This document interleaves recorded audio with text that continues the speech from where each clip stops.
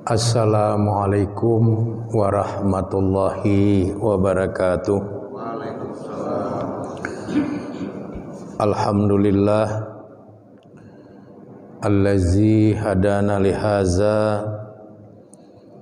wa ma kunna linahtadiya laula an hadanallah. Asyhadu an la ilaha illallah wa asyhadu anna Muhammadan abduhu wa rasuluhu allazi la nabiyya ba'dah. Allahumma sholli ala Muhammad wa ala alihi wa ashabihi ajma'in. Radina billahi robba wa bil islami dina wa bi Muhammadin nabiyya wa rasula.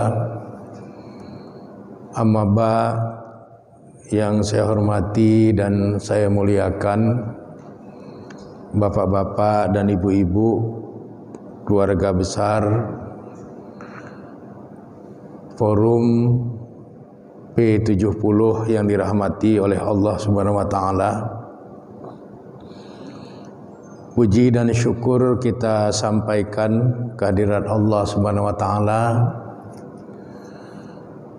yang telah memberikan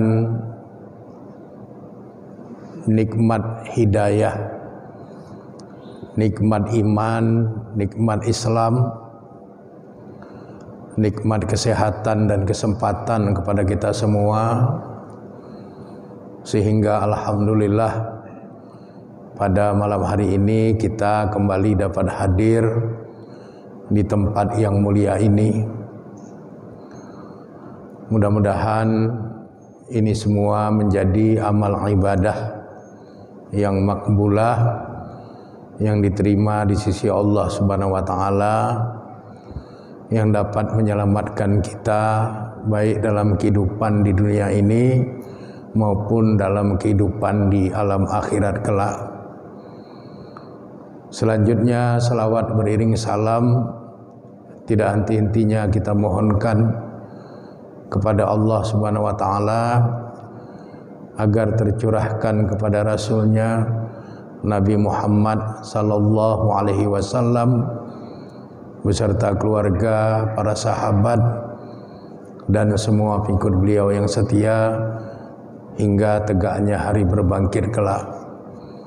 Demikian juga untuk seluruh para tabi'in, tabi'in, atba' tabi'in, ulama-ulama muktabar dari kalangan mutaqaddimin dan juga ulama-ulama muktabar dari kalangan mutaakhirin illa yaumiddin. Pada malam hari ini kita akan mengkaji salat sebagai kunci kesuksesan. Salat adalah salah satu dari 5 rukun Islam. Setelah syahadatain, setelah mengucap kalimat syahadat, maka kemudian ada kewajiban bagi orang yang beriman itu untuk menegakkan sholat sehari semalam 5 waktu.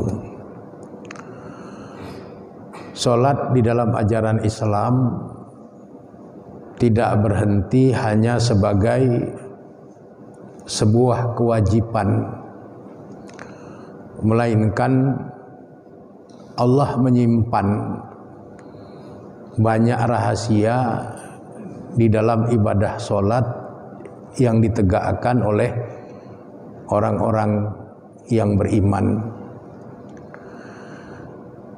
Salah satu rahasia yang Allah simpan di dalam penegakan sholat yang wajib yang 5 waktu itu adalah keterkaitan ibadah sholat yang ditegakkan oleh hamba-hamba Allah yang beriman dengan kesuksesan hidup mereka dunia dan akhirat.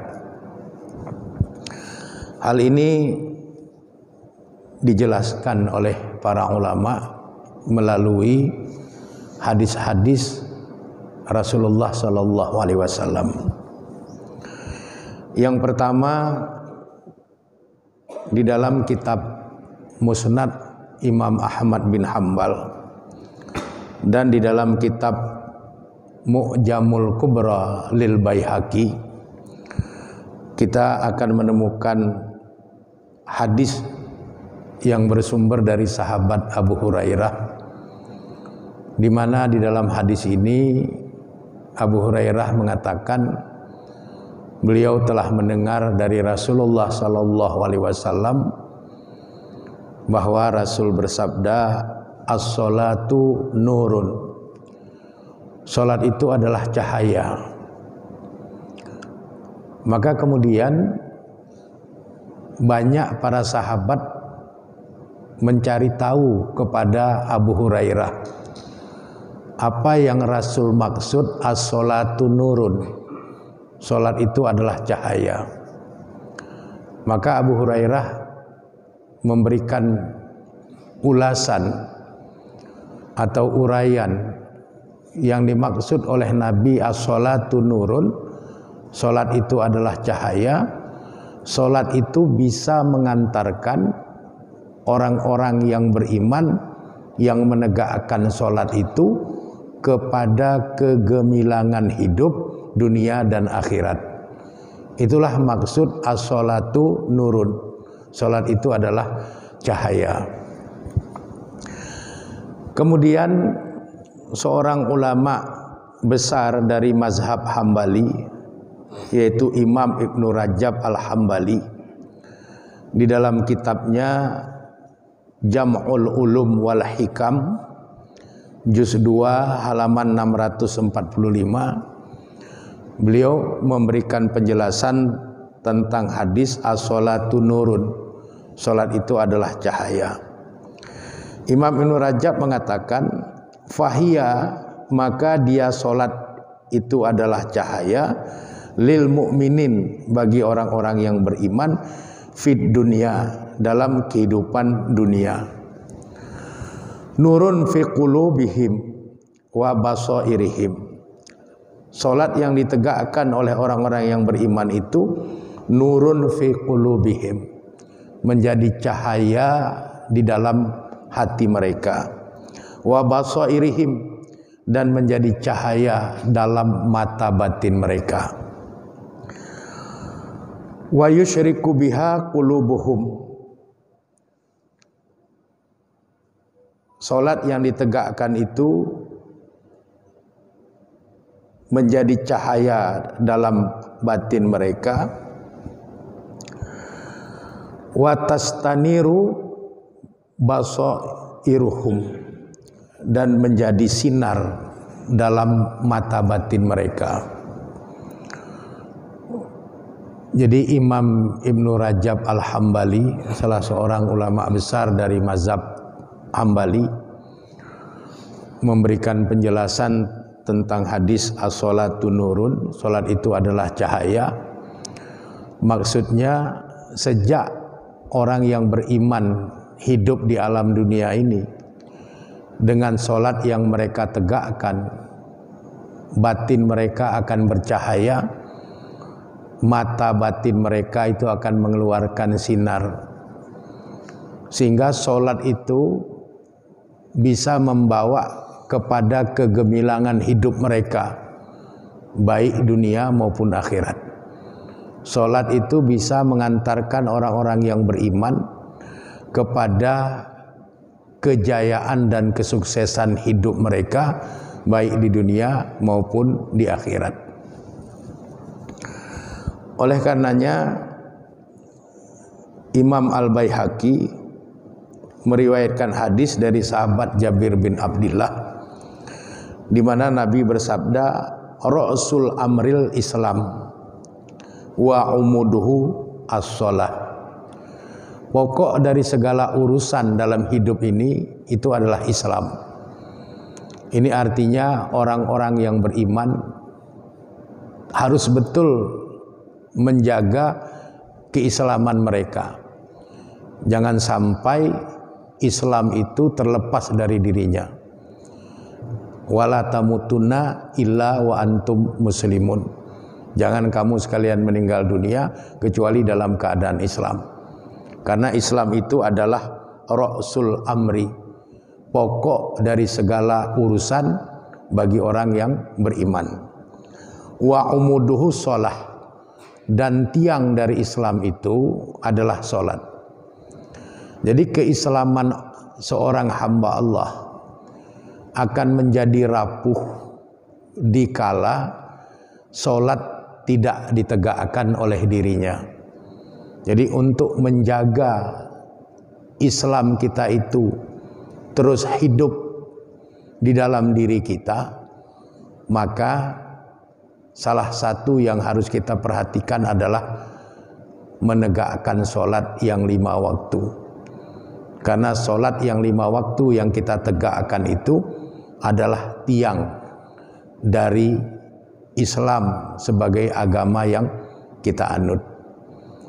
Dan kita sudah sering mendengar hadis Nabi SAW yang menjelaskan bahwa sholat itu adalah tiang agama. As-sholatu imaduddin, faman aqomaha faqad aqomaddin, waman hadamaha faqad hadamaddin. Sholat itu tiang agama. Siapapun yang menegakkan sholat berarti dia menegakkan agama, dan siapapun yang meninggalkan sholat maka dia ikut berperan merubuhkan agama. Di dalam surat Al-Ankabut surat ke-29 ayat 45 Allah berfirman, A'udzu billahi minasyaitonir rajim. Bismillahirrahmanirrahim. Utlu ma uhiya ilaika minal kitab. Utlu itu fi'lul amri, kata kerja perintah. Artinya dalam ayat ini Allah memerintahkan kepada kita. Apa yang Allah perintahkan? Utlu, telaahlah, pelajarilah, kajilah ma uhiya ilaika, apa yang telah diwahyukan kepadamu minal kitab, dari Alkitab.